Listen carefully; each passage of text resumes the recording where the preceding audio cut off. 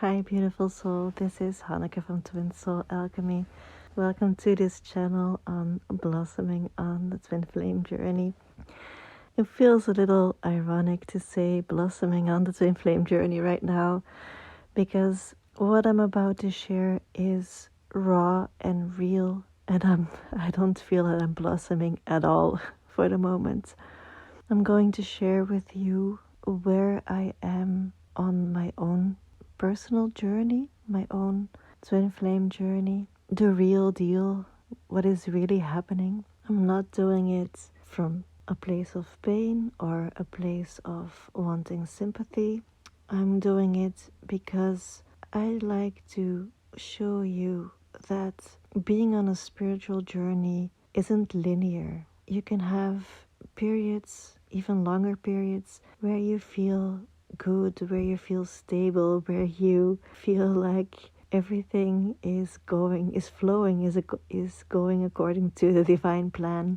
And out of nowhere, or it seems like that, it seems like it's coming out of nowhere, you get catapulted into a deeper awakening. And that is what is happening for me right now. And I'd like to share it. It feels like it's becoming more of a vlog style channel or a reality show or something. I'm not sure how comfortable I feel with that, but I do feel that this is part of the journey and I'm all about sharing our experiences. So here we go. I'm coming out of a sort of stable period where there were unions with my divine masculine on a regular basis. We were in loving contact daily and we saw each other weekly, and there were moments where he showed his love for me in front of friends and family. So for me, it felt like we were growing towards something. There was a sort of stability in the 3D or physical reality. There have been many beautiful moments of connecting on all levels, but in hindsight, they were only moments. We weren't able to remain in union, which is, of course, a reflection of what is happening inside of me. I started this YouTube channel and the Facebook community to share everything that I had already learned along the journey, to share what I also learned from working over a decade with clients, what I learned from watching my inner circle, and what I learned from listening to my intuition, from opening up my channel to receive messages. It was my way to bring into reality what I'm experiencing on all levels, in all dimensions. And the crazy thing is that my divine counterpart, my divine masculine, knew what I was doing. He watched some of the videos and said that, well, I think he said that he liked them, that he approved some way. Not that I think that I need his approval to speak my truth, but it is nice to know that it's not being challenged by him. We are at a point in our connection where he doesn't deny the connection, he's not breaking off all contact, and he is open to listen to where I am at, what's happening with me. However, a couple of weeks ago, we entered into what feels for me as a new phase of separation. It's funny how your definitions of union and separation change along the journey. For me, it feels like a separation now because he told me that he's not building a life with me. That's how I felt all along, even during these beautiful moments of union. And this period feels like a separation for me because that triggers me a lot. It tests me in my truth. It is making me doubt my intuition and what I'm feeling. And I'm feeling cornered. I'm feeling pushed to either choose to believe him and to believe that there is nothing, there is no future for us, and that the love is a lie, or to believe in myself and in the love that I'm feeling. It feels like either he is a liar or I am a liar, and I'm not sure which one is the worst. It feels like I'm losing my sanity. Whatever I do, he seems to slip away further and further in the layer of the physical reality. And the further he feels, the more I get catapulted into spiritual dimensions. I'm getting visions, I'm receiving messages, my energy field is changing, and I'm going from one end to the other in extremes, feeling amazing, great, divine love, and feeling complete, and feeling that there is nothing standing between my divine counterpart, my divine masculine, and me, feeling that whatever he's doing, wherever he is, there is nothing to be done. But when I get catapulted back to reality and to my normal everyday life, I feel awful. I feel so excluded.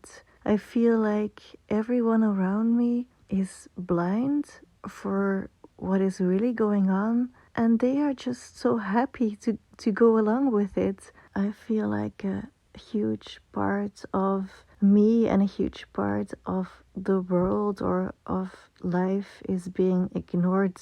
I can't seem to reconcile the spiritual world with the earthly plane, with the earthly dimension. I've been here before, I recognize where I am, yet I can't seem to find my way out of this. And I know that it has to do with standing in my truth, taking action, letting people know what feels good for me and what doesn't. It's about learning how to contain myself in the physical reality, to let certain parts of me stay present even though they are not seen or accepted. It's kind of weird to notice that it's okay for me to share whatever is going on inside of me with many people, even on YouTube, even online.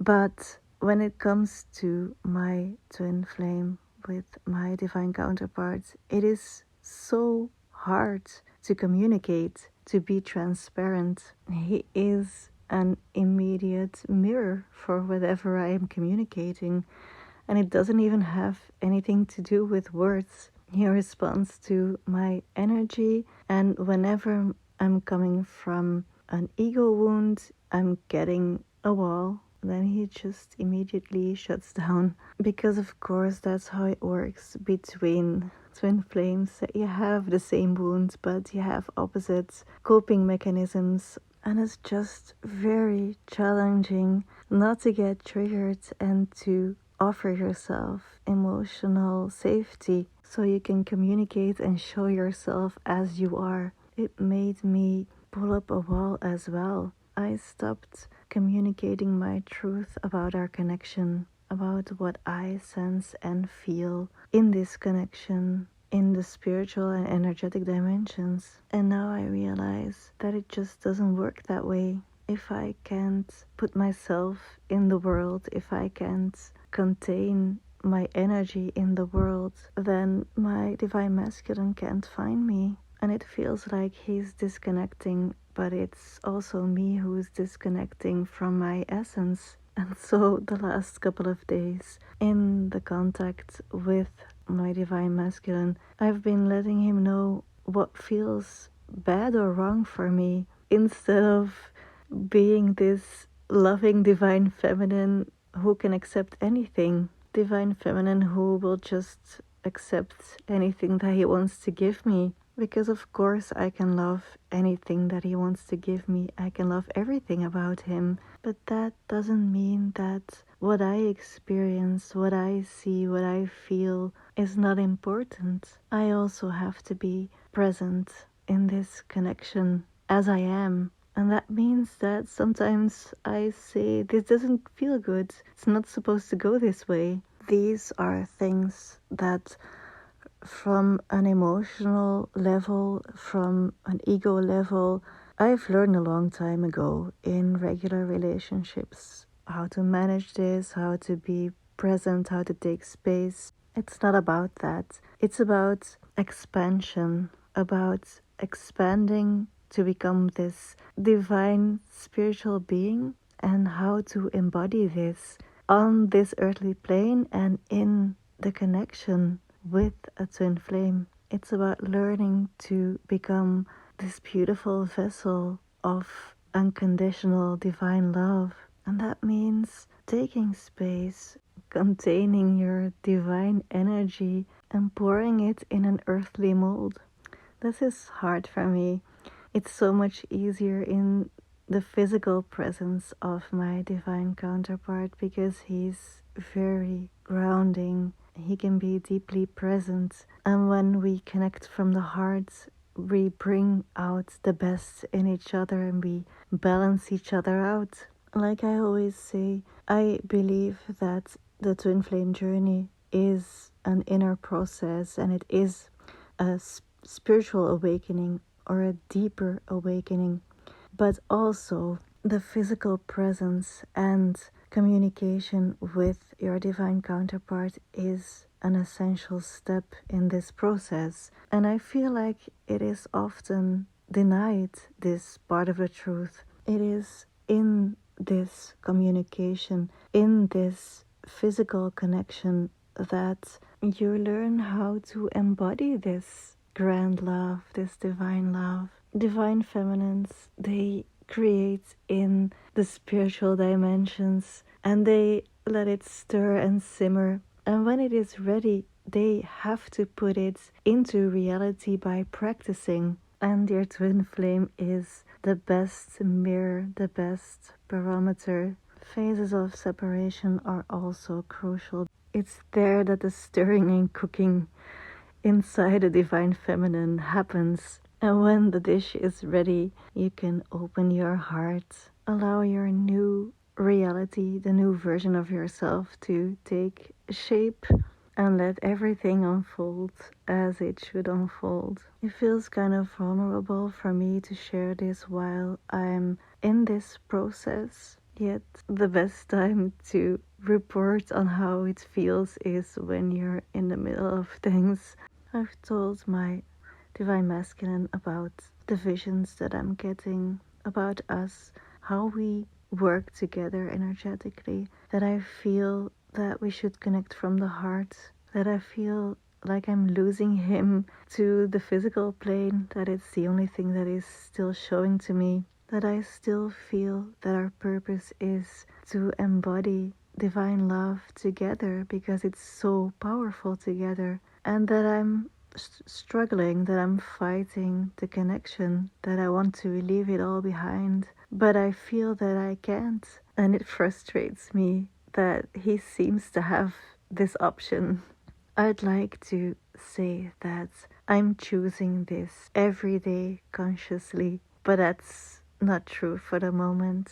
I'd like to push it away, push him away, because I feel that I can't do this. And I know that when I'm talking with friends or even with clients, that I can clearly trust and see that they can do it. But when it comes to me for the moment, it's not so easy. Not so easy to trust that everything is as it should be.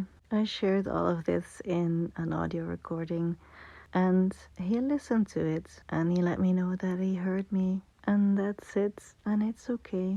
I feel grateful for getting the chance to share, getting the chance to be. It's just taking the chance to be who I am.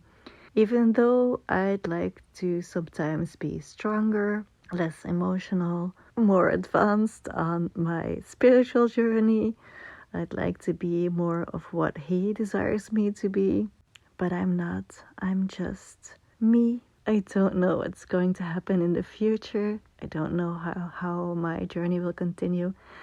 I don't know if any of this is helpful or if it resonates. I just know that I was urged to record it and put it online, however vulnerable it feels. If you've listened to the end of this, to the end of a real life reality episode of the Twin Flame Journey, then thank you so much, truly, for listening. As always, I am curious about your experiences, about where you are, about what it feels like. So please don't hesitate to share, and please don't hesitate to like or subscribe or share if you feel that this can be helpful to someone else. Sending you much love. Take care. Bye.